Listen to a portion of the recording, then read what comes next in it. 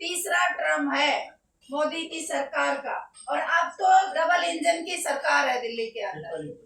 और ये जो इस तरीके से गरीबों की झुग्गी झोपड़ी को बुलडोजर के द्वारा तोड़ा जा रहा है, जो बुलडोजर की राजनीति कर रहे हैं, ये सीपीआईएम कतई बर्दाश्त नहीं करेगा।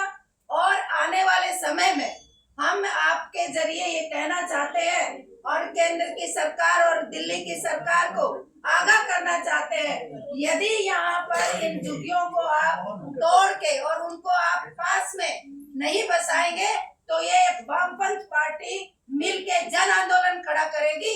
और हम यहाँ पे जो ये गरीब बस्तियां हैं, जो आज इनके प्लेटों में काम करने वाले कौन जाते हैं, यही लोग जाते हैं, इनके एक दिन भी नहीं उनके बिना गुजारा होगा। और आज जो वहाँ गरीब लोगों के घरों को किस तरीके से तोड़ा जा रहा है सौंदर्य के नाम से, तो आप ऐसे आप उनको करेंगे? बाढ़ का बहाना क्या गरीबों की वजह से बाढ़ आती है? नहीं, लेकिन जो ये केंद्र की भाजपा की सरकार और दिल्ली की सरकार जो गरीबों को हटाने का एक बेड़ा उठाया है, उसको हमें सबक सिखाना पड़ेगा। और हम तमाम वामपंथी पार्टियों का एक बहुत बड़ा आंदोलन दिल्ली के सड़कों पे खड़ा करेंगे। अभी तो कोर्ट के सामने हियरिंग चल रहा है, हमने तमाम लोगों में के बीच में आवाज उठाने का, क्योंकि लोगों एक जनता का दर्द का दरबार और दूसरा दरबार जो है वो कोर्ट का, मतलब दोनों जगह गुहार लगा रहे हैं कि इनके साथ न्याय हो।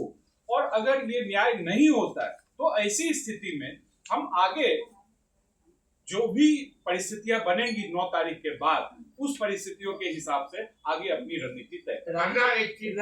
राजीव एक चीज सिर्फ ये जो मद्रासी एक मिनट बहुत पूछ लिया आपने, मद्रासी कैंप तक सीमित है या तैमूर नगर जैसे बाकी इलाकों में जो हो रहे हैं डेमोलिशंस, और उसको देखिए उसमें भी तो हो रहा है, उसको लेके सीपीएम का स्टैंड है या बाकी दिल्ली? मैंने शुरुआत में ही जैसा आपको कहा कि ये सिर्फ एक कॉलोनी का मसला नहीं है, मात्र एक कॉलोनी का मसला नहीं है। जब से ये सरकार आई है और उसके बाद से जिस तरीके से डेमोलेशन चल रहा है, तो वो बहुत ही खतरनाक है। और तिनका जोड़ के जो लोग सपना बुनते हैं वो है घर, वो है गरीबों का घर।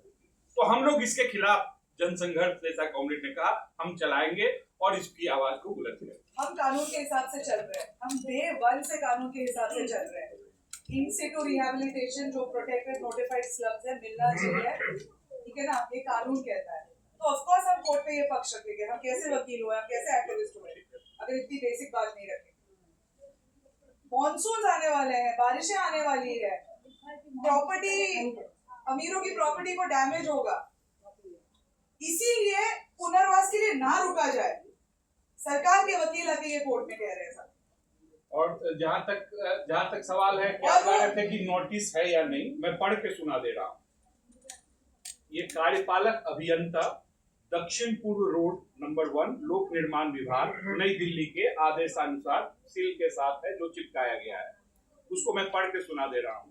जैसा कि आप सभी को विदित है कि जे क्लस्टर मद्रासी कैंप निजामुद्दीन सरकारी भूमि पर बनाई गई है। मद्रासी कैंप की ये सभी 370 झुग्गियां अनधिकृत रूप से सरकारी जमीन पर अतिक्रमण कर बनाई गई है। और माननीय दिल्ली उच्च न्यायालय के आदेशानुसार बारापुला नाले की सफाई कराने के लिए इन झुग्गियों को हटाया जाना अति आवश्यक है। इसके अनुपालन में एसटीएफ की अगुवाई में लोक निर्माण विभाग दिल्ली सरकार द्वारा दिनांक 10/5/2025 को जे क्लस्टर मद्रासी कैंप निजामुद्दीन एवं बारापुला नाले के किनारों की पर स्थित सभी झुग्गी झोपड़ी, सेमी पक्का संरचना इत्यादि अतिक्रमण को हटाया जाना है। यहाँ के योग्य झुग्गी वासियों के लिए नरेला दिल्ली में वैकल्पिक आवास दिल्ली विकास प्राधिकरण द्वारा पहले से ही आवंटित किए जा चुके हैं। अतः यहाँ के निवासियों से अनुरोध है कि दिनांक 9/5/2025 तक उपरोक्त स्थान को खाली कर दें, अन्यथा दिनांक 10/5/2025 को होने वाले अतिक्रमण विरुद्ध कार्रवाई में होने वाले नुकसान के उत्तरदायी स्वयं होंगे। इतना साफ साफ लेटर है जो चिपकाया गया है वहां पर कल। पहले बात तो ये अनधिकृत नहीं है, नोटिफाइड स्लम है। केस चल रहा है, आप लोग बोला नहीं है। केस चल रहा है। मेरा एक जॉब है, इस नोटिस को आप जितने भी आए हैं की कॉपी लेके आपका जिनके घर पे चिपकाया गया वो कोर्ट में वो तो जाएंगे, हम आपसे मदद के लिए आए हैं। तो वही तो मैं एडवाइस दे रहा हूँ। एडवाइस आप बाहर दे दीजिएगा। अभी हमारी सुनिए और दुनिया को सुनाइए।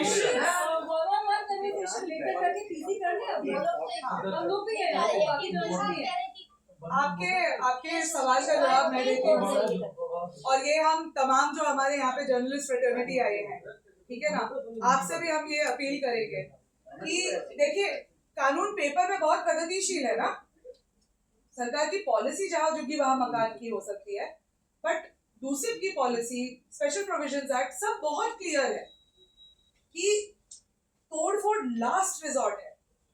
पुनर्वास के बिना तोड़फोड़ बिल्कुल नहीं हो सकता है, और पुनर्वास समुचित होना चाहिए इन सिटू या नजदीक में।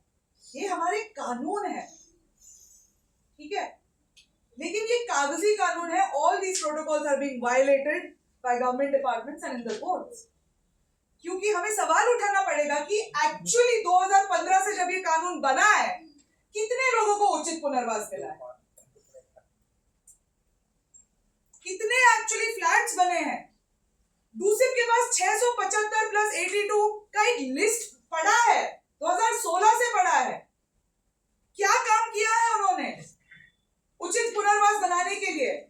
क्या वो बस सरकारी डिपार्टमेंट के इंतजार में बैठे हैं कि कहीं बाढ़, कहीं सौंदर्यीकरण, कहीं कचरा का बहाना लेके जो तमाम अधिकार है, प्रोटेक्शंस है, और जो सरकारों को काम करना चाहिए उसको सबको साइड में रख के